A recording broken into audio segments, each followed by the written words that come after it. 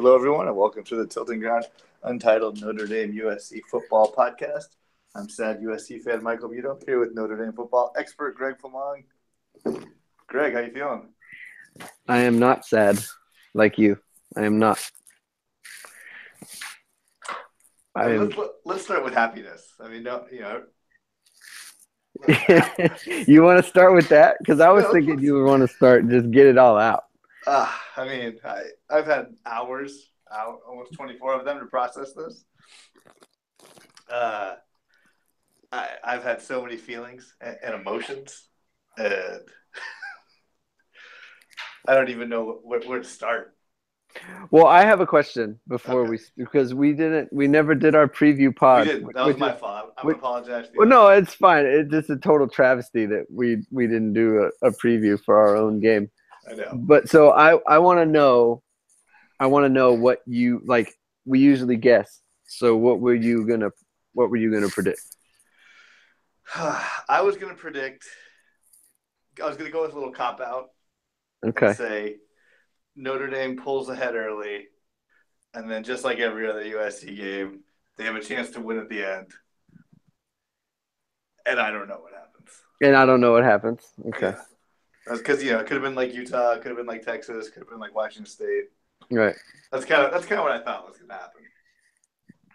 So I was similar. I the whole week I thought the game was like I thought SC was a lot like Florida State was in 2014 when they had Jameis, and so they had like the big time quarterback, and but they were highly ranked at the beginning of the year, but they kind of were a little underwhelming to what people expected. They had a lot of close wins, and they had to come back. So they were down. And Jameis was like throwing interceptions and things like that.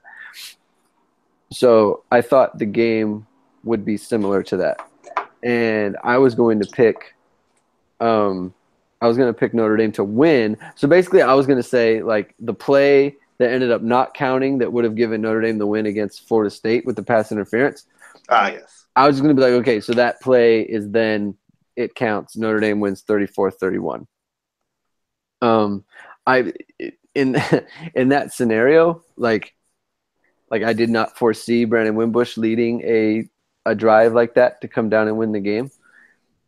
See, I would have thought Notre Dame was winning and Darnold has the ball on the drive to win the game. Right. So yeah. So I mean, basically, I was just saying like it's just going to be a toss up, and I'm going to be stressed the whole night. It's going to be terrible. Well, I told you not to be stressed the whole night. I told you that on like Monday. Well, I felt like they were so even. Like I felt like it was an even game. So good one. So when it comes to this, it's like I'm gonna be freaking out. Like it's gonna be the whole game is gonna be nip and tuck, and you don't know how it's gonna go. So that's why I was like, those are the most stressful kind of games. It turns out that's not how it went. Well, I told myself 28's too many. So when bad things were happening and fumbles and interceptions and there were holes in the boat and everything could go wrong could go wrong. I just told myself, as long as it stays at 21, USC's getting the ball after the half. Anything can happen. They can score quick. Notre Dame can fumble too. I told myself if it's 21, I'm okay. The second it got to 28, that's when I really started to worry. Yeah, because I was in a similar boat to you because when it was 14-0, I was thinking to myself, yeah, like this is a great start, but Notre Dame needs more points than this. You know what I'm saying? So I was like, they like I don't think 14 is enough to win the game. Too many, too soon. It's not that it was too soon. It was just like gotta hold on now. Yeah, like there's still more game to be played. Like this is not finished. Like I haven't decided. Like some games, you can just kind of decide, like, oh, Notre Dame's better than them. Like, oh, it's Notre Dame's playing. They get up 14-0. Okay, they're better. I'm not concerned anymore. For me, it was like, look, it's 14-0, and this is a great start, but I mean, this is not enough. Even at 21. Yeah, 21, I still felt okay. Yeah, and like as okay as you could feel. Yeah, when it got to 28, like I was like, we're getting to the number that I'm not sure SC was going to get to at all. Right. That was the other thing. Yeah. When this thing hit the over at the end, I was like, oh, I didn't think it was going to get there, and that's because I didn't think either team could score that many points. Yeah. But whatever. Yeah. So I have to admit, yesterday I almost called you or I almost texted you and was like, hey, let's just do the pod right now because I was Oh, we should have. we should We really should have. I was in such a good mood. I was People aren't used to that. I couldn't yeah, like I couldn't contain myself. Like we were at our friend's house and I was like running around the house, like running around outside after each touchdown when it was like 21 and 28. Like I couldn't believe what I was watching. Like I could because it's like I told the people there like I'm so damaged. Like I didn't honestly think that it was over until the Adams run to make it 42-14. Because it's just I'm so trained to feel like the other shoe's going to drop. It's going to. Like as well as they're playing right now, like there's the other end of the coin and it's going to come. Like it's going to come and Notre Dame's going to have to hang on. And when it wasn't happening, like SD goes like opens the second half and goes right down the field and scores. And I was concerned because it's like, look, it's 28-0, yes, but now the whole game plan, like everything's out. Like SC is going to be desperation mode for a whole half. And which is dangerous, or theoretically. Because it's a different game now. Like there's no more game plans, right? We're just now we are desperate and Notre Dame is not because they don't have to be desperate. And that's a recipe for how big comebacks happen. And so like on the first drive of the second half, like USC goes for a 4th and 6, which they wouldn't have done in the first half, but they go for it and then they get it and then they score. Then Notre Dame goes down and scores like right away. And I'm thinking, okay, like that's pretty much exactly what you want to do. And it took a long time. So 9 minutes into the third quarter, Notre Dame was like right where they started the second half. And then SC goes down and scores again. And I'm thinking, man, like I really wish they could just like one more stop. Like at that point it was at 35-14 and I thought, okay, I think one more stop wins the game. And I'm just kind of like, when I'm making that calculation, I'm assuming, okay, if Notre Dame doesn't score again, like all they need is one more stop and then the game will probably be over. And then Adams scores in their first play. And that's when I was like, okay, like SC, they don't have it. Like they don't have it. Let me tell you about that Josh Adams touchdown.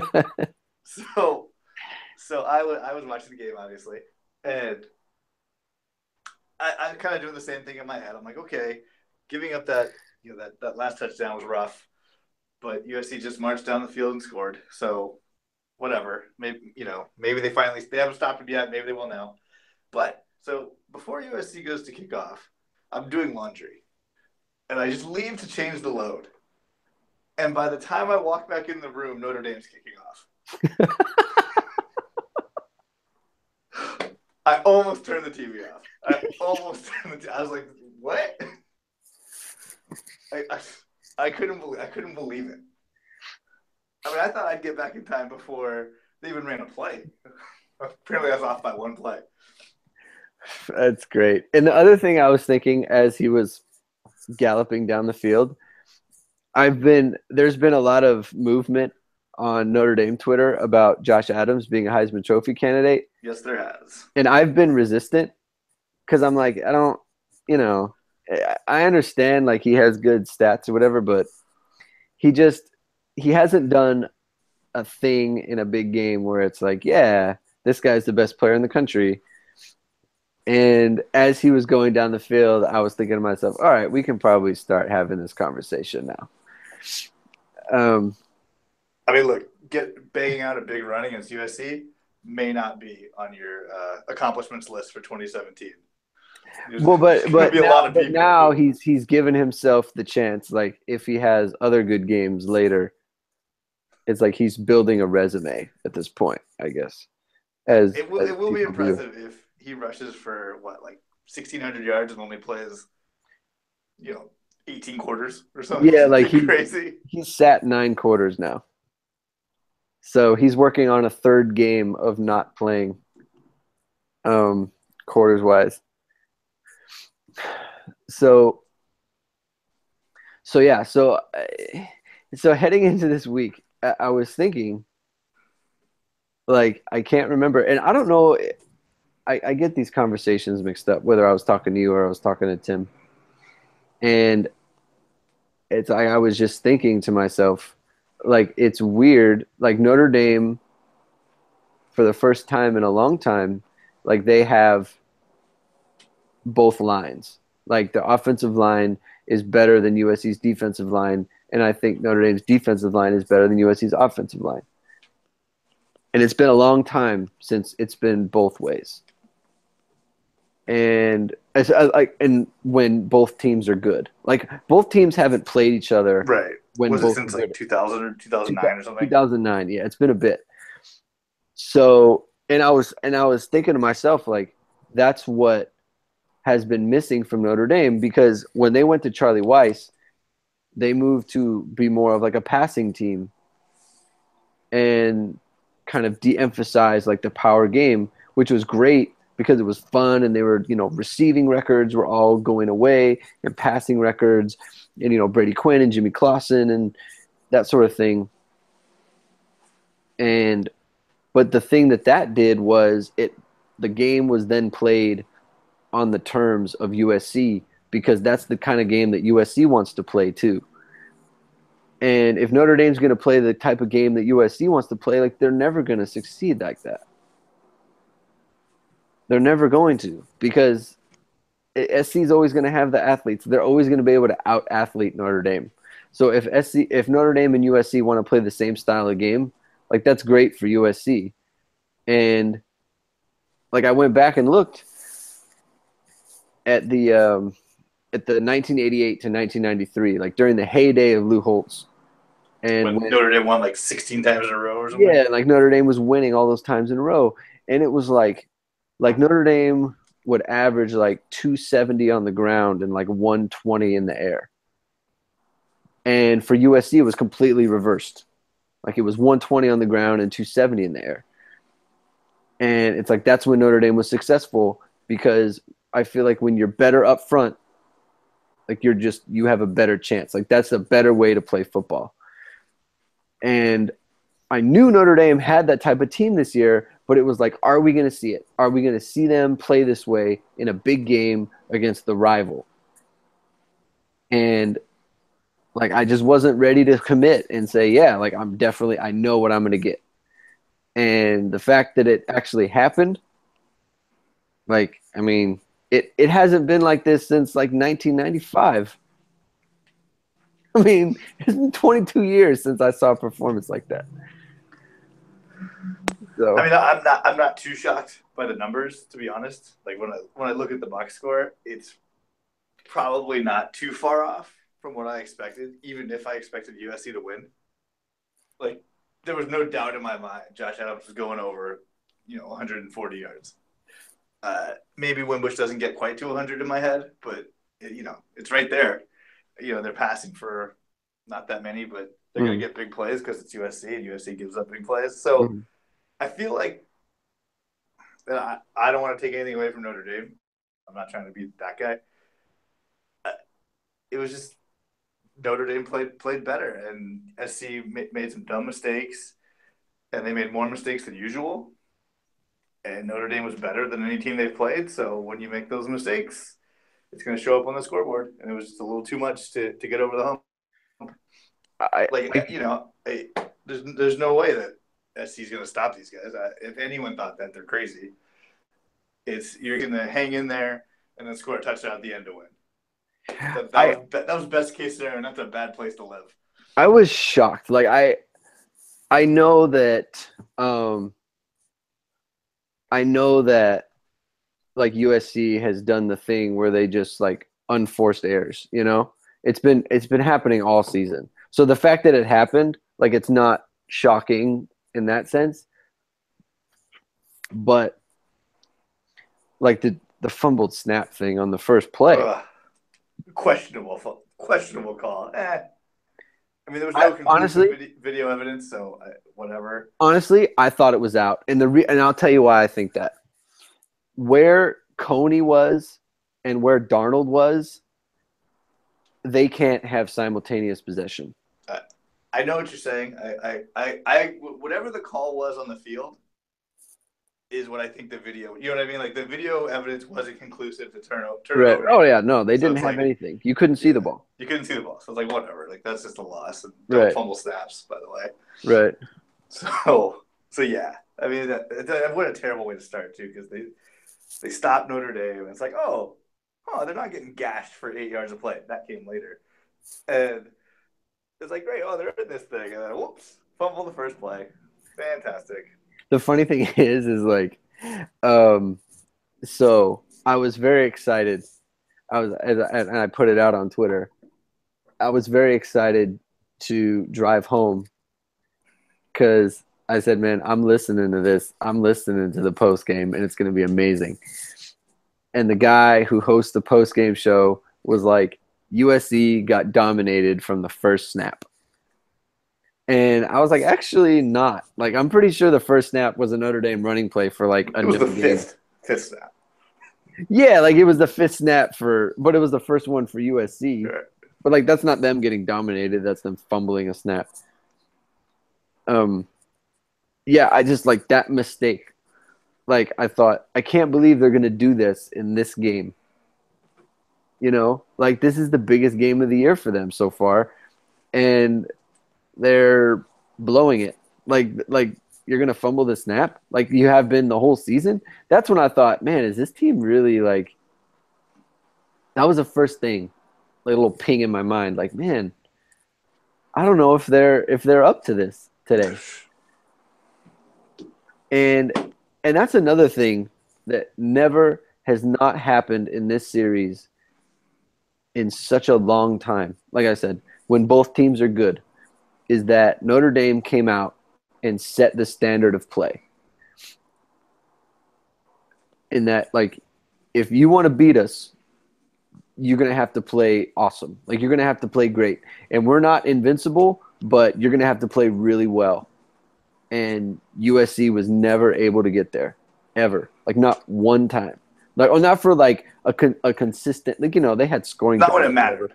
Yeah, like they had scoring drives, but like they never just had a consistent run of like, okay, we're gonna match your level of play and then exceed it. Like it never happened. Notre Dame played at the higher level the entire night, and it's like watching that happen is just stunning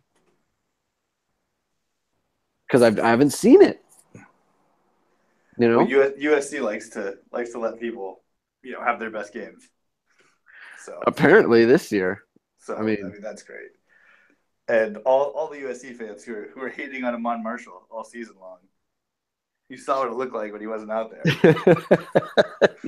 We did. Isaiah Langley was just getting abused in the run game and the pass game. Well, I mean, when do you want to talk about Jack Jones? We can go. I mean, it was like the fourth or fifth series, right? So in the podcast that never happened last week, I wanted to have a segment on things you want to happen that aren't going to happen. And I was going to talk about how I wanted Jack Jones to return punts. Oh, my. It can't be worse. He at least he thinks he's good. Who knows what'll happen, blah, blah, blah. Anyway, so I see him back there on the first punt, and I'm ecstatic. I'm like, oh, fantastic. And he gets, like 8 yards or something. I was like, oh, my God, this hasn't happened in 7 games. So he's back there again. And he just muffs the punt.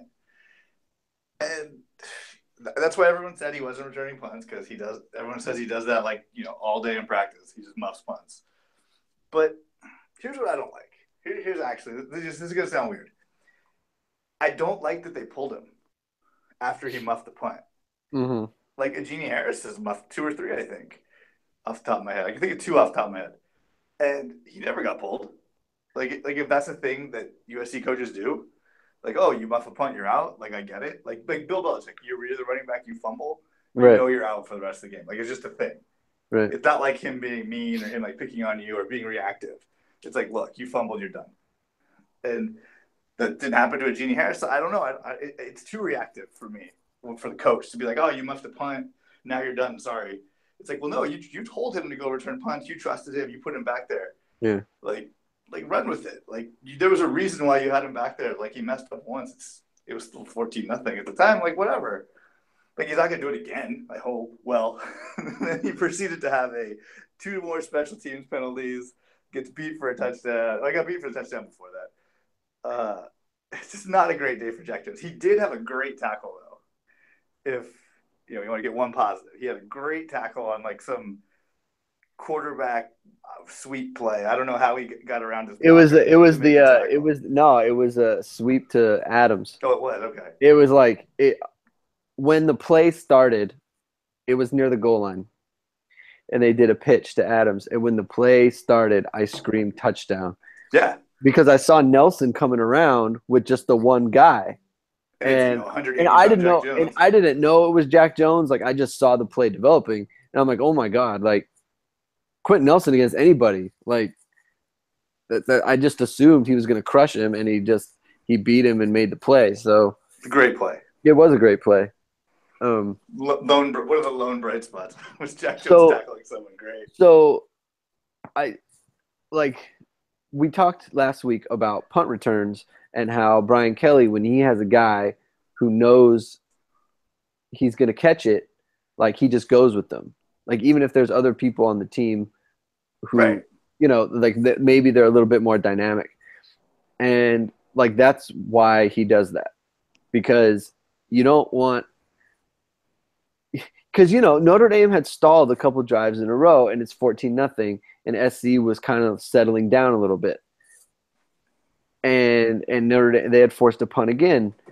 And then you put the ball on the ground, and then all of a sudden Notre Dame gets it, and then all of a sudden it's back to a boat race. And that's why you do it. Like that's why you have a guy who is going to catch it, and maybe. But I don't know if Genie Harris is going to catch it. No, but I'm just saying, like for Notre Dame fans, like they're always calling for, like, oh, why can't we return punts? Why can't we return punts? Well, sometimes it's better just to be able to catch it. Well, your dude Fink almost bobbled one. Oh, like that diving one? I did not appreciate that. Yeah, he like leaned into the defender. Like, I was like, man, you're running up real fast, and this guy doesn't see you coming. I'm concerned. If this was a close game, I'd care, but yeah, the way this is going, he's just going to catch it and fall down. Yeah. I get it, but I don't know. Then why do it? What? I just feel like if you make a choice like that, you got to stick to it. Yeah. When you. No, I mean, as far as like. They don't even punt again. I don't even remember.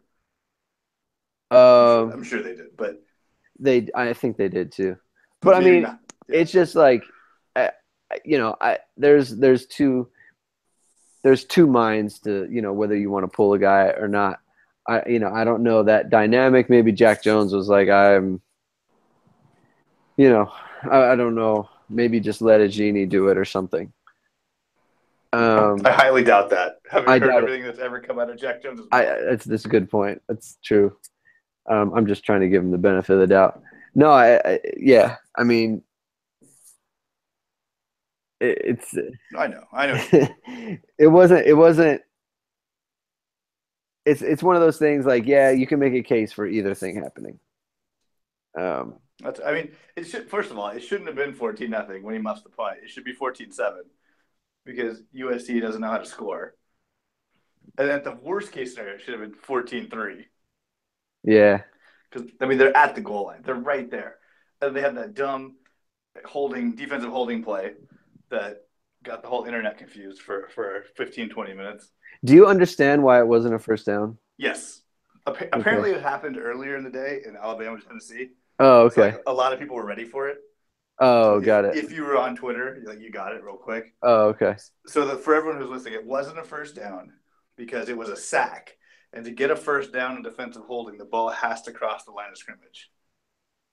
Right. And so I guess it was 3rd and 4, and it's a 5-yard penalty. But because they were so close Oh, right. to the goal line, it was also only a half the distance. So they were on the 6 and they went half the distance. I'm not sure why they do that when the full 5 is available. Yeah, I was a little confused about that as well because that's what I thought. They were on the 6. It's a 5-yard penalty that puts you on the 1. Yeah. But Yeah, so I didn't understand that. I they did it right. I just don't like I've never understood that. It's yeah, I've not never a seen that before. yeah, like it's not a this game thing. It's just like I've always thought I don't understand why half the distance. Why do they even do half the distance? Just like if you're on the 10 and it's a 15-yard penalty and you don't have the full 15 to go, well then just put it on the 1 yard line. We're gonna go as far as we can. But Talk whatever. to the rules committee, man. Yeah, whatever. So I mean, I was like, it's a And huge then play. It's a Clay Helton huge. has to call a timeout because he doesn't. I feel like he played it off like he knew what was going on, but I have a real sneaky suspicion that no one actually knew what was going on. Yeah, like they told him it was. I think his thing was like, you told me it was first down, so I called a first down play, and now it's 3rd and 1, and I don't want to do that play now. I think that's what he was upset about. So he's Okay. like, now I have to call a timeout to get another play called because you told me it was first down, and now it's 3rd down, and the clock is running. I think that's what he was mad about. Okay. Because he got the time back. He did. He got the time back, and I mean, he might have gotten the timeout back. I mean, it didn't No, he did not get ultimately. the timeout back. But Oh, I mean, it never came up. So he just got like 15 seconds back or whatever. yeah, yeah. So It was, anyways. They should have. They ran a dive into the Notre Dame defensive line with most uninspired play call of the night. Like that was the play they came back from a timeout with. Was straight up the middle garbage. Yeah, straight up the middle. Cool. didn't work out. No, not at all. Never does. Don't know why it would start now. So I just don't get it. I just don't get it. And then they run. Well, it's like some dumb. Oh, they missed the field goal. yeah, Which is cool. they Special did. teams showing up big again. Muffed punt, missed field goal. Great. Thanks, guys. So what did you think about how USC tried to come out in on offense with their game Uh, plan? you know, I don't know. I don't remember. Honestly, I was very shell shocked in the first quarter. Okay. It was a fumble. It was the bad drive, which uh, they got down there, so it had to work. Well, they punted. Actually, the fumble, punt, missed field goal. I don't know. Then they had the big play to Stephen Mitchell that they missed. Yeah. It seemed like, and I know this happened later in the game for sure, that like all out routes and dig routes were open on the outside all day long. Mm-hmm. But it seemed early in the game that was available as well. And I don't know why they didn't go to that. I it just I don't know what they do. Honest to God, I never have any idea what they're doing. The only time they looked competent on offense was the first 2 drives of the third quarter. Then after that, it was just whatever. They went 5 wide receivers on that second drive in the third quarter. They looked Yeah, unstoppable. Just they did. unstoppable. I was And thinking to they did myself, it for I 2 don't. plays. Yeah, Like I was 3 thinking to plays. myself, I don't really know because like that's not what Notre Dame wants. Like they don't want to get spread out, and Like they don't have Drew Tranquil covering people in space. yeah, like it's just not. Because the way they play defense is they're willing to give up yards.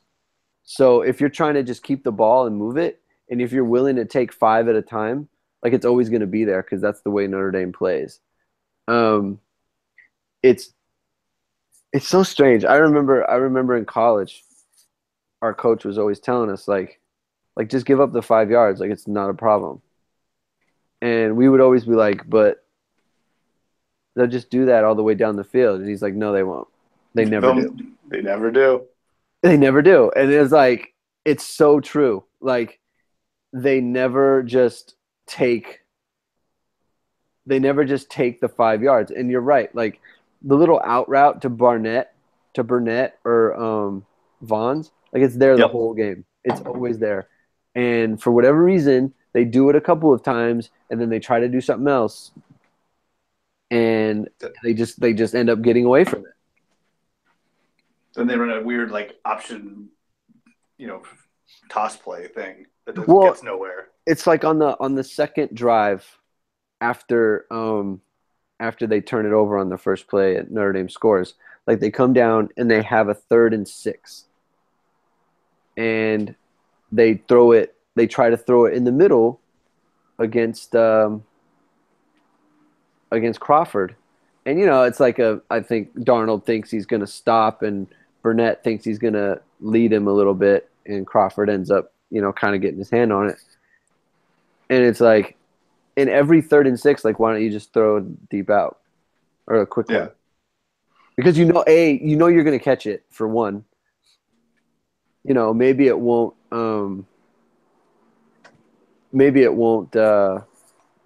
be a first down or whatever, but you're going to be able to complete it.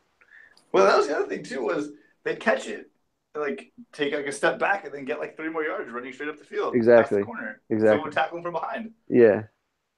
That was the other thing. That's the other crazy part is Sydney and even Stephen Mitchell. Slow Stephen Mitchell did it. Slow Stephen. Someone talked about Steve Mitchell playing on Sundays, and I spit out whatever I was drinking. He's fine. He's like I always say, he seems like a fine player. Like Yeah. whatever. He's a senior. He hurt his knee a couple times. Like I don't want to be too hard on him. He does the best he can. Right. He's a starter on the USC Trojans. Like he's a great guy, but he's not playing on Sundays. Like Juju Smith-Schuster has like 6 catches on the Steelers, though 3 of them are for touchdowns. He's not as good as him. Yeah. Or Darius Rogers, who doesn't play anywhere at the moment, or to get playing time. Mm-hmm. Like, come on, let's be real. Oh, it just makes me so mad. It just makes me so mad, Greg. Your boy. Go ahead. No, you go. Well, I was gonna say your boy Clay Helton, man. He had the Helton face going. He did not look. He always has that look of just like I'm looking like I'm calm, but I am not calm in any way. And he just had it, and I was like, and that was the other thing that, like, in the back of my mind made me feel pretty good, is that I could just tell, like, this guy does not have the answers. Like, whatever needs to get figured out, he is not figuring it out. No, he is not. No. I think it was Antoine Woods, former USC defensive lineman Antoine Woods, tweeted. He tweeted all the coaches he's played for at USC, and he's like, his answer was Helton's the real deal. And I looked at the list of coaches, and it was Steve Sarkisian, Lane Kiffin, Ed Orgeron. I think there's one other guy I'm missing, and it's like, maybe Clay Helton is the best of those 5 people. However, that's not the most like comprehensive college football coach list. Like, let's just be real. Yeah, your sample size is not great. Yeah, and then what had another good? Lindell White had a good one. What did he say? He said USC just got Brian Kelly another extension. Joke's on you, or something like that. I thought that was kind of funny. That's good. Or something like, or USC just made you all think Brian Kelly's a good coach, or something like that. It was pretty funny. Ha. I know. Jokey joke maker.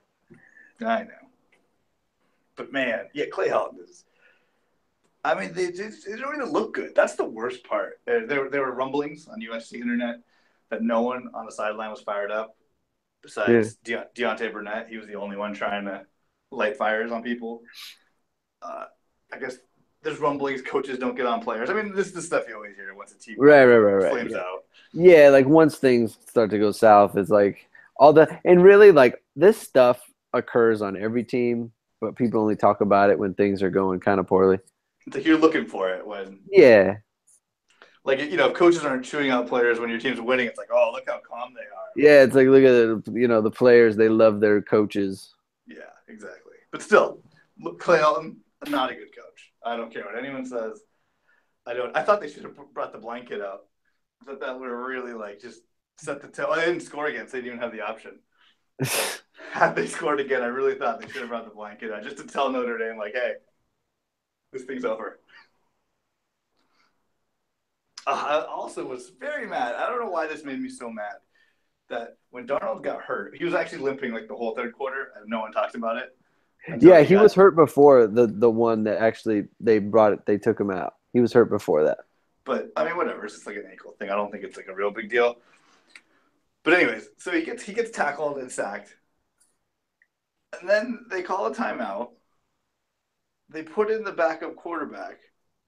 Then they let the clock run out to go to the fourth quarter. It's like, well, you're clearly, I mean, you're definitely not trying to win. It's obvious now.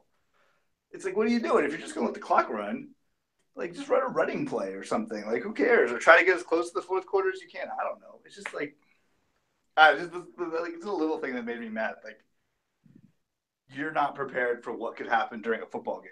Uh-huh. Like, you need to know your quarterback could get hurt, and then now you need to prepare for it, or you need to, just have something ready. I don't know. It just makes me mad. His mismanagement of timeouts makes me mad, and I was already mad because it was, 49-14.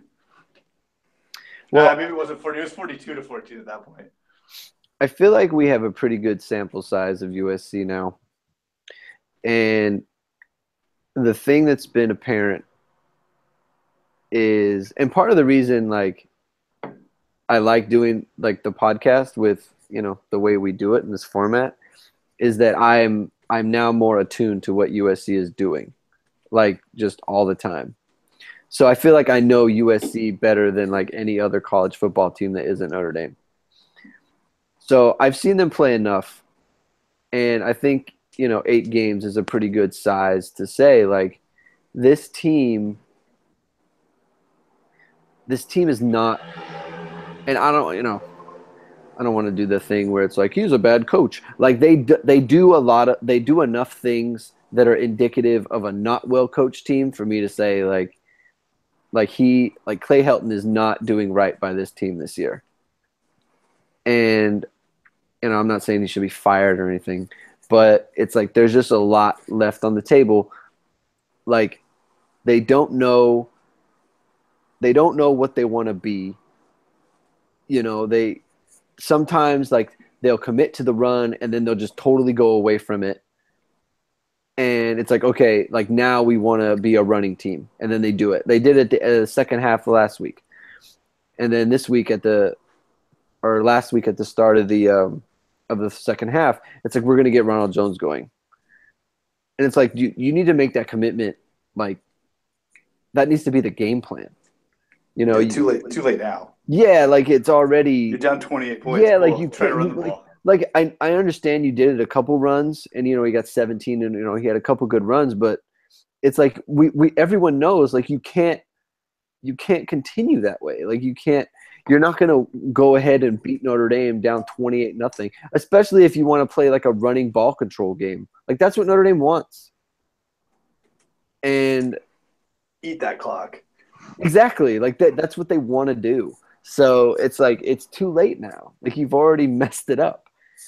And they did that against Utah. They did it against Washington State. I mean, Sam Darnold has been kind of, he's had one game where it was like, okay, this is the guy that everyone's talking about, and that was Stanford. Even then, that was the running game, man. Didn't they get like they had 200-yard rushers in that one? Well, just from like an execution outcome standpoint. Like, yeah, like execution, like not so much numbers, but like he was just great in that game. But it's like in the game since then and before that, it was like, I don't know, it was just like a little lukewarm. And you could go back to last year. Sorry not to cut you off. Keep going.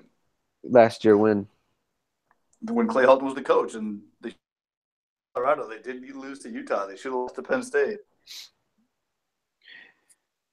Yeah, the Penn State game was they were up big and then Penn State came back. I mean, that was just yeah, like you get two good teams playing each other, crazy things happen. So I'm not like, it's like that was a kind of like just a Rose Bowl type situation.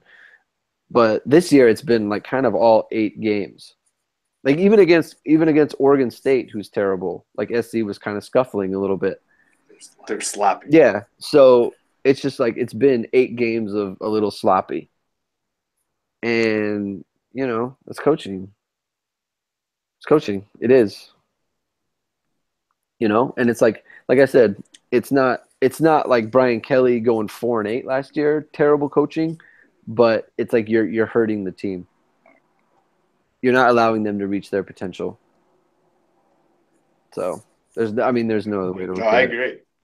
I agree. The guys aren't ready. They're not prepared. They look sloppy. Sacks, fumbles, just just bad. I mean, even the defense. They get like 8 yards of play. I know that's kind of what Notre Dame does, but Amon Marshall's not there, and suddenly like, oh okay, that shouldn't have that big of an effect. I mean, Notre Dame can't even throw. Well, the thing is that SC was not able to take away anything. And like so the second drive of the game for Notre Dame actually it's the third drive. After they scored 7-0 and then SC punts. The second touchdown drive was one of like the best called drives and the best executed drives I've seen in a long time because they were able to mix it up. They were diverse in where they were getting the ball. They involved different players, and it was clear that Notre Dame can kind of do whatever it wants. Like if they want to run, they can, and if they want to throw, they're gonna have people open. Like Brandon Wimbush, I thought he played well, just from a standpoint of is like there's a lot of decisions that have to be made by a quarterback in like the modern offense. Like not even just throwing the ball, like there's RPOs, right? So you have to decide like should I give it or should I keep it? Should I throw it then? Um, that's a constant thing like on every play. And so it's like there's an execution element to that has nothing to do with like I'm dropping back and making a pass. So on that front, like he executed the offense how you're supposed to. So he played clean in that sense. But he left some plays on the field, man. Like on the was it the first drive where they went 3-and-out? Like he's got Claypool running by himself, and he throws the Oh yeah, ball because out of bounds. Amon Marshall kind of stumbled a little bit. Yeah, and he throws the ball out of bounds. So it's like you're not even giving your guy a chance. Then he had St. Brown on the second drive for a touchdown, and he overthrows him. And then later he had Alize Mack. He was open on a wheel route, and he overthrew that one. Like I think Mack could have caught it, but still, like if you put it on his body, he'll probably catch it that way too. Notre Dame had a screen pass to EQ that was ultimately incomplete. He threw it over his head. But if he completes it, there's nobody there, like literally no one. He would have caught it, turned, and run. But the point is like those are Brandon Wimbush mistakes. Like he's making these mistakes out of a clean pocket. So it's like whatever they wanted was there for them. Like SC didn't keep them from doing anything. I mean, why would they start now? They haven't kept anyone from doing anything. Well, that's the thing. Like you don't like they didn't have a game plan. They didn't say like, okay, whatever it is, like you're not gonna do this. And Chris Hawkins blitzed a lot. I saw that. That guy, man.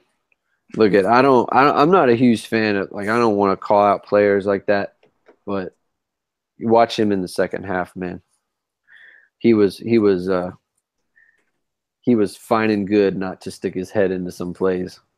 There was a lot of SC tackling talk on the Twitters. Man. Like you look at the last Adams touchdown run. It's like you've got who was it? Marvell Tell maybe, who just comes flying over trying to make a play. Or maybe it was a Genie Harris. And you've got Chris Hawkins just kind of standing and looking at him. Today. It's like, come on, man. That's not going to look good on film, my friend.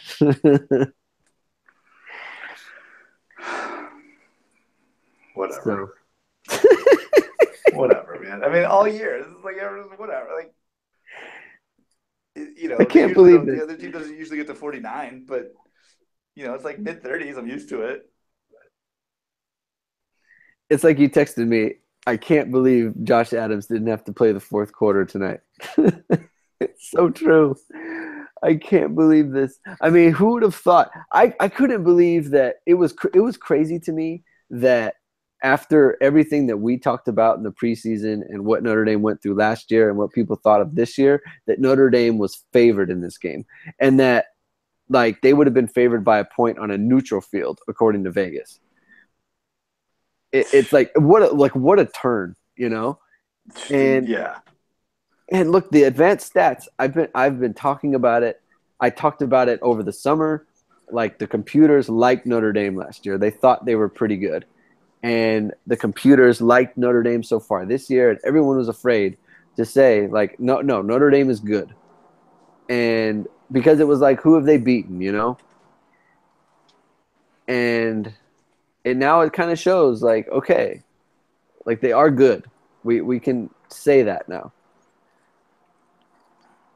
So I hope they blow it. I can't wait for them to blow it. I mean, they're gonna have plenty of opportunities. I'll tell you that. Plenty of opportunities. Yeah, it's not really blowing it. The back half of your schedule is like all ranked in like the top 10. Yeah, I mean, like someone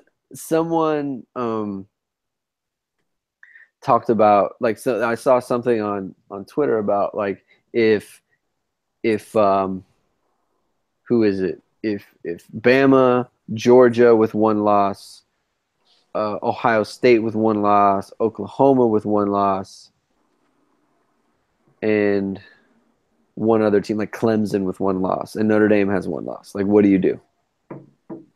Like, who do you keep out? Yeah, it's tough. And I was like, man, like you look at USC's schedule, because I was thinking if they get past Notre Dame, this schedule is easing up, like big time, at least on paper. And I was like, they could very easily just have the one loss on their schedule, even as bad as they've, as much as they've struggled lately. And so you know, if USC is to go 10-2 or whatever, like and they win the Pac-12 South and go to the Pac-12 title game, I mean they'll be playing probably Stanford, right? Probably.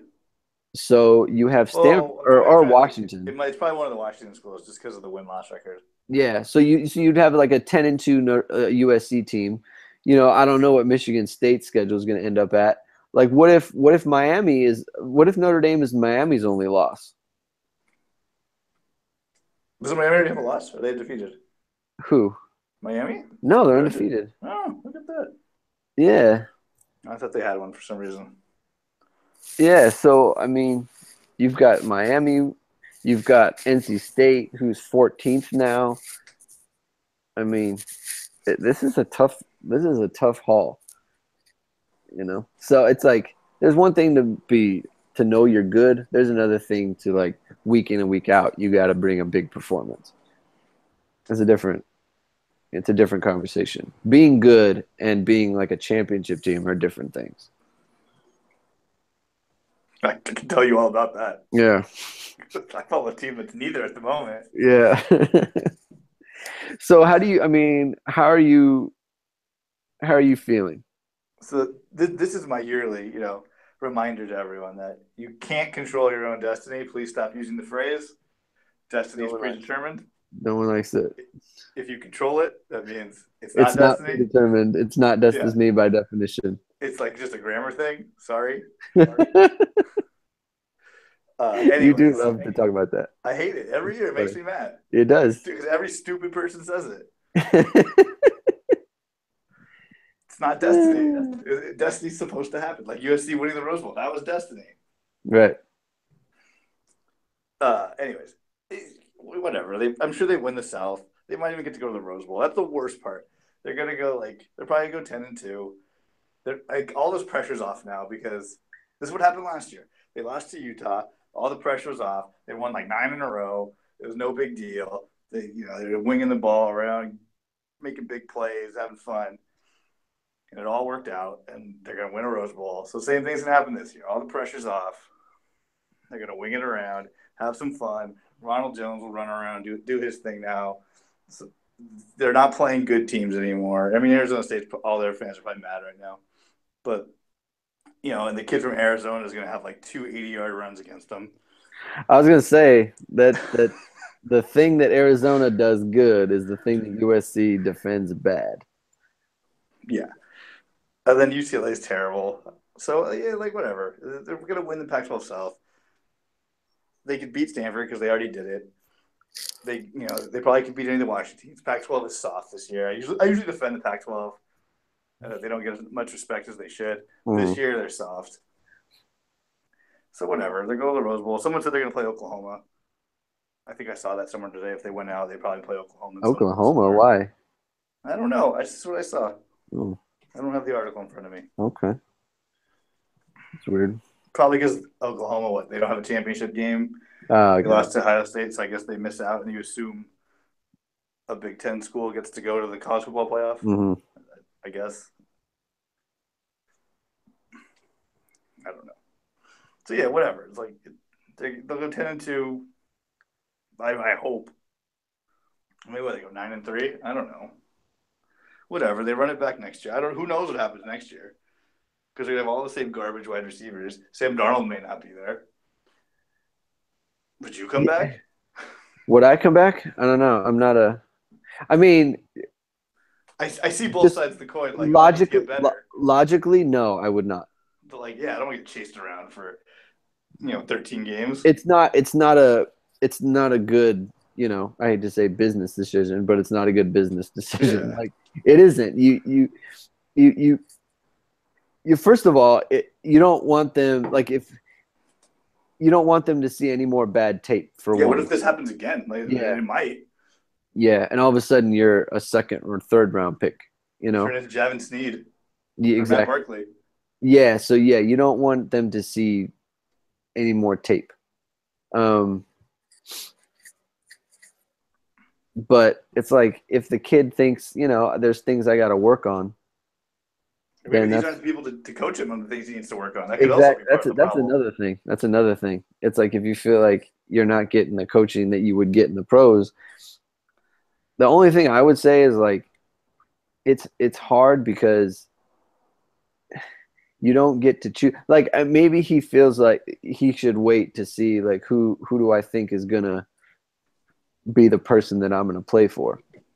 Okay, or who else goes out to? Like maybe Yeah, because like if like let's say because like what the 49ers haven't won any games, right? Right. I mean, Kyle Shanahan, that's a pretty good situation. Yeah. You know what I'm saying? So it's like I could see getting on board with that. Absolutely. If you feel like it's the Browns or something, Like, no, stay away. that's a huge stay away. Because look at Kaiser, man. It's like they named him the starter, pulled him, named him the starter again, and then pulled him again. Ever since his USC days, I never thought Hugh Jackson was a good coach. With a terrible, terrible program, terrible coaching, bad skill position players. Like it's just a not good situation. And I feel like that makes a big difference. Like everyone says, like, oh, they should have taken Deshaun Watson. And to be honest, they probably should have.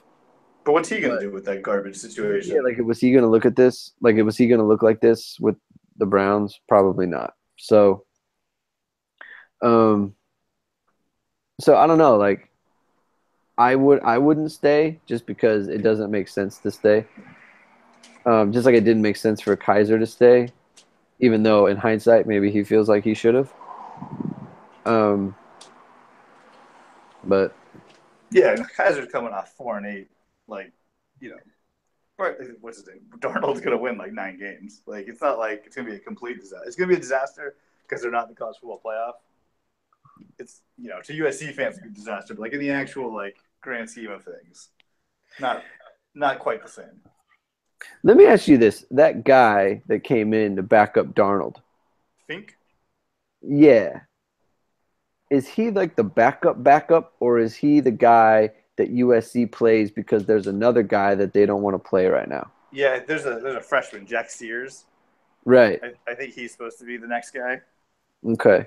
So I think there's red shirting him. Okay.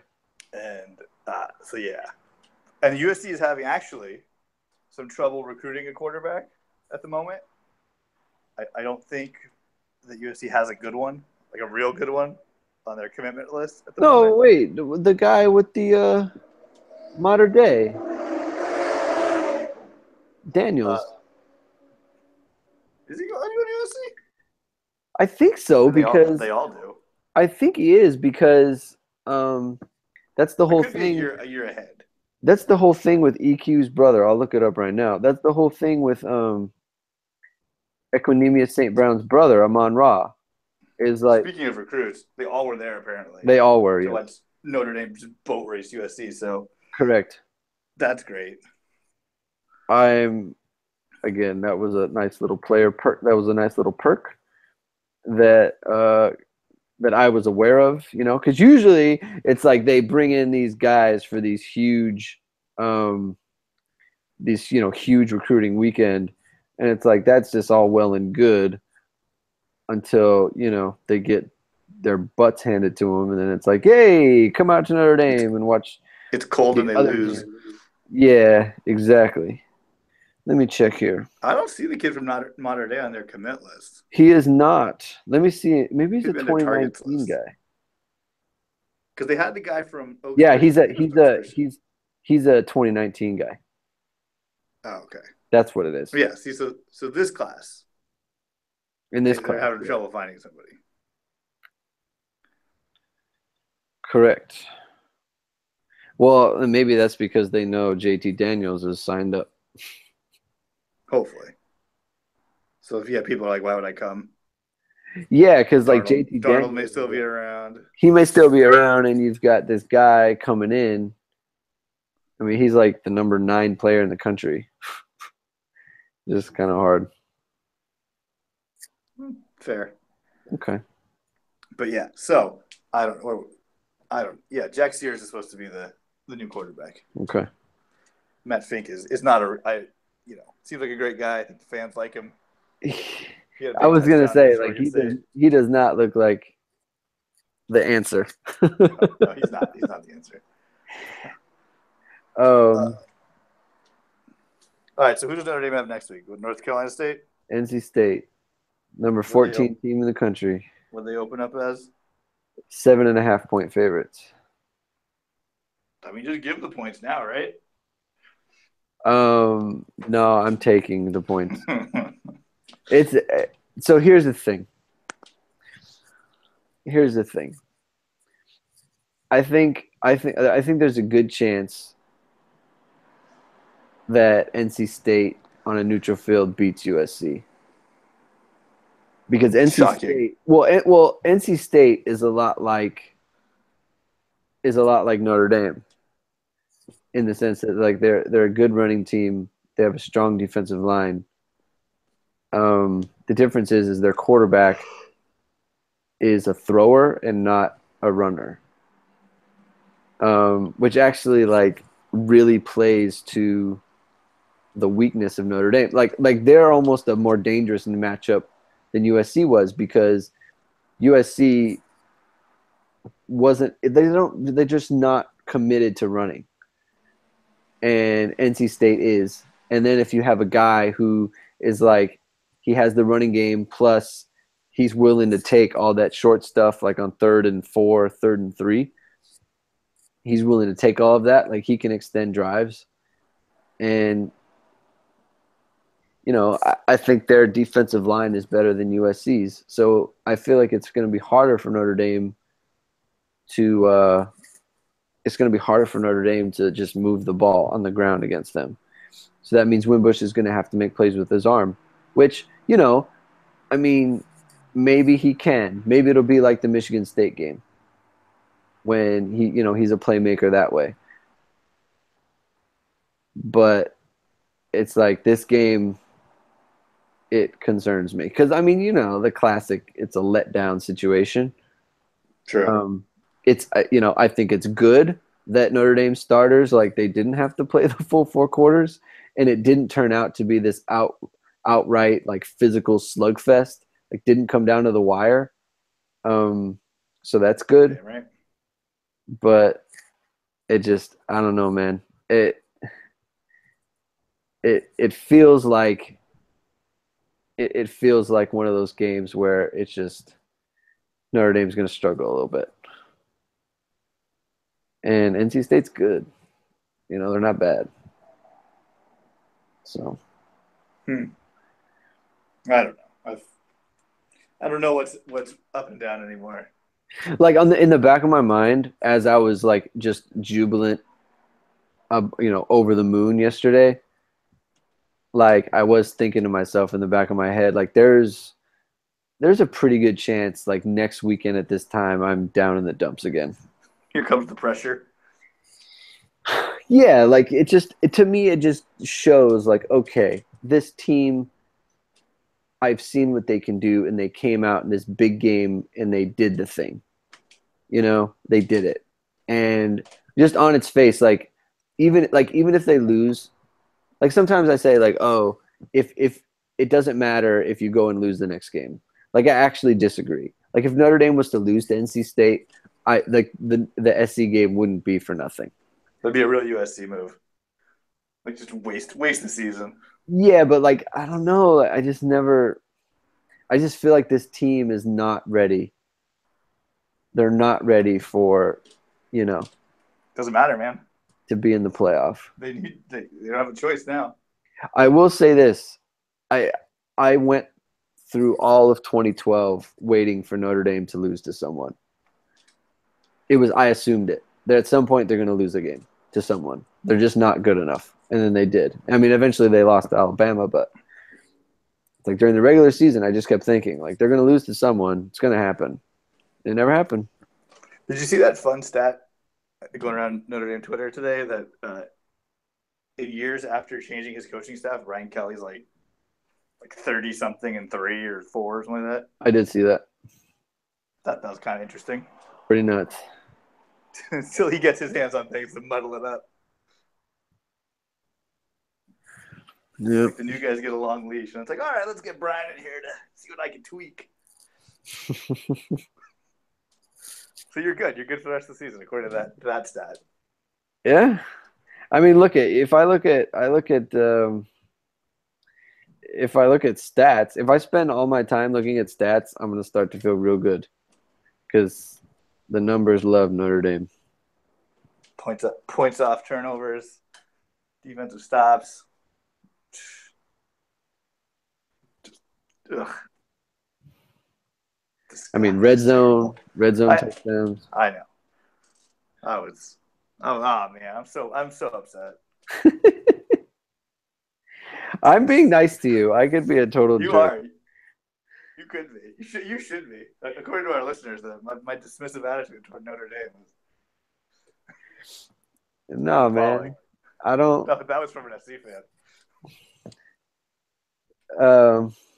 Just like the guy who in Rounders, it's not a good idea to add insult to injury, yo. So I appreciate it. I'm trying to. Because I would have gone. I mean, I was ready.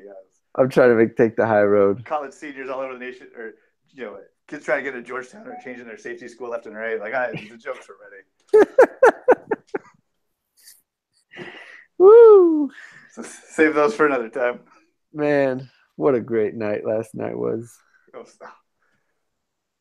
It was just great. That's why we do this. Fantastic. Wow. I'm glad we got a. I mean, this like makes me feel like I'm in junior high again. Just why? Just like USC is like kind of good, and then they just get destroyed by Notre Dame. Man, did that really? It's just like a whole nother level. 49-14. I wanted them to get to 56.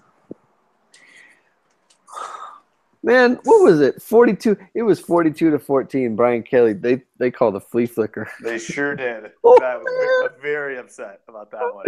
I was like, these dudes are just putting them away. Oh, that one hurt. That was a little uncalled for. I disagree.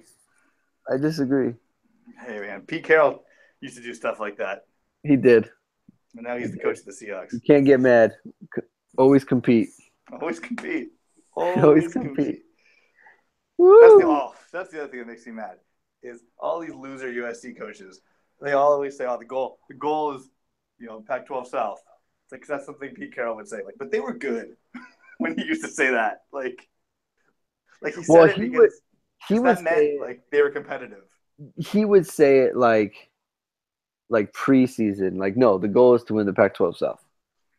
Well, I guess they didn't have a title game back then, but the goal is the Rose Bowl. Is always Yeah, what he the said. goal is the Rose Bowl, and then whatever happens from that, um, So whatever all these happens from loser there, coaches modify it to, the goal is the Pac-12 South to be in the Pac-12 title game. Like, get out of we, here. we control our own destiny. Yeah, that's so like you're still a game removed.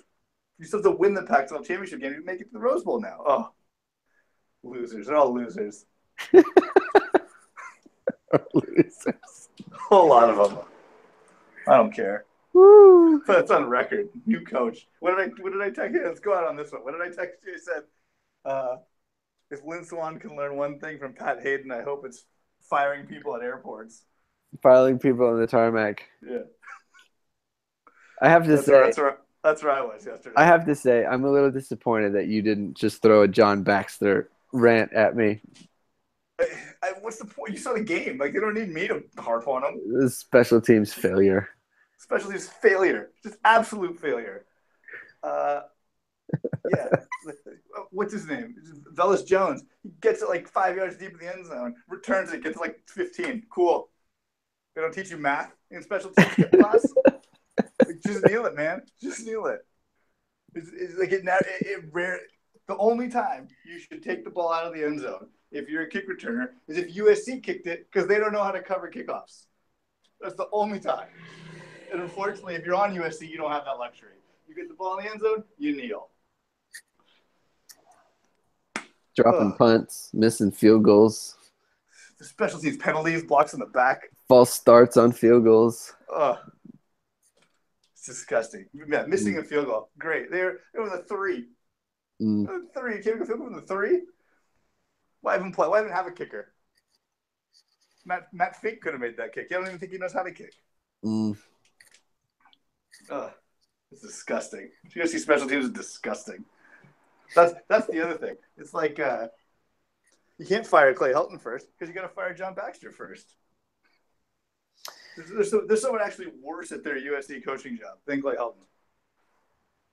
There's an abysmal special teams unit. Abysmal. See, you got it. You got what you wanted. Everybody happy now? I was ready. I wanted it bad. It's been crappy all year, and on the biggest game of the year, they go and really just put that icing on the bad special teams cake. I mean, what Notre Dame started from like the 35 every time. You know what's not cool? What? Is so NBC they show Darnold's parents in the stands. And I think it's the dad, the mom, and maybe his sister. Yeah, I think that's the crew. Yeah, so I mean they are just like a wreck. I mean they are like you could see it on their faces, like they're nervous. And you know, they probably would be anyway, but it's like 21-0 at this point. And so they show the parents in the stands. And this is prior to the drive. And so then he goes out, throws a completion. And, of course, Doug Flutie, in his infinite wisdom, he throws a nice completion to Burnett. And Doug Flutie, Sam Darnold's comfortable now. Like, now he's ready to go. He's playing from behind. You know, he's got nothing to lose. Like, this is his element. Next play, pick. So Darnold throws the pick. And then they show the reaction of his family in the stands. Yeah. And I'm like, come on, man. Like, don't do that to him. Like, I'm pretty sure his dad mouthed an F-bomb. I'm sure he did. Like, it's terrible. I was actually very impressed with like everyone in that picture. Well, I like, think they know, right? Well, I was telling that to Amy. Like, I was like, none of these people can, like, they can't say anything because they know the kid's parents are sitting right there. And however bad you feel, like, they definitely feel worse about it. Yeah. But, like, no one, like, reacted in any way. Like, one guy, like, put his head up and another person put his head down. But it's like, don't show the family, like, after the kid throws a pick and it's 21-0, you know? Like, you don't need to do that. Like, they're just at the game. Like, they don't need to be put on television. It's like millions of people watching, so this kid's sister can show her anguish. Just you have to be sad that her brother messed up. Exactly. That's right. They'll be millionaires in a It's couple not months. necessary. It's that's a good point. That's a good point. Yeah, you want to be happy about something else? I haven't said this yet. Notre Dame broke the streak of Deontay Burnett undefeated, which USC's undefeated when he scores a touchdown. Oh, So you could put that feather in your cap too. it's better than the shillelagh. They didn't bring it. That's what I heard. No, it was there. No, I heard USC didn't bring the real shillelagh. So what did they have? I don't know. Well, like a I heard replica? Flutie say it. And I just didn't have the heart to go Google it. Let me tell you something, Michael. If Flutie says it, If Flutie said it, maybe it might. It's good chance he doesn't know what he's spotty. talking about. Spotty. Good chance he doesn't really know what's going on. Ugh. All right, let's get out of here. All right, man. I'm just gonna get mad. I made it through pretty level-headed. They just get me more angry as we get to the end. Okay. Appreciate it. All right. So let's see. So Notre Dame plays at NC State. USC plays at Arizona State. Battle for the Pac-12 South. is it at home or on the road? It is. I believe it's on the road. I'm gonna double check. No. Going to Tempe. Let's see. Yeah. The USC's a 3.5-point favorite. Number 21, USC, 3.5-point favorite. They shouldn't even be ranked. I mean, they only have 2 losses. Doesn't matter. LSU's ranked and they lost to Troy. Okay, that's actually worse. Yeah, you know who their coach is? Stupid Ed Orgeron. It all comes full circle. Yeah, people want him to be the USC coach. He might be worse than Clay Helton. Oh man, not saying like Kelly Antoine Woods. Not saying much. Your list of coach experience isn't wowing me. Yeah, I've eaten at Burger King, Carl's Jr. I've eaten at Burger King, Carl's Jr. and El Pollo Loco. I gotta tell you, Hardee's, that's the real deal. Like you're right on your list. That is the real deal. I gotta say, Fat Burger, that's the real deal. Trash, just trash. All right, man. Yeah. That was a good one. It's Notre Dame 2, USC 1 in our 3rd year of the rivalry game. Amazing. So I guess this is a very tepid. Follow Greg on Twitter, Greg2126. Interact with him. He'll get back at you. I will. I'm trying to get back on the Twitter. I go through spurts. I'm back. I'll interact with you as well. I made fun of all Greg's Notre Dame friends on Saturday. Probably my fault. USC lost.